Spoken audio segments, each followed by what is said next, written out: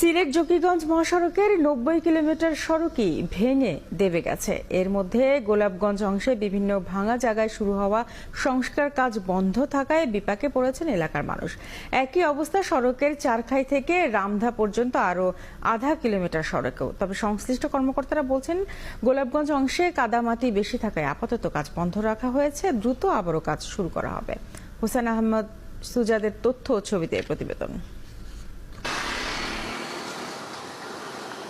২০২০ সালে ১৮০ কোটি টাকা ব্যয়ে সিলেট জকিগঞ্জ মহাসড়কের ৬৮ কিলোমিটারের সংস্কার ও উন্নয়ন কাজ করে সড়ক অধিদপ্তর।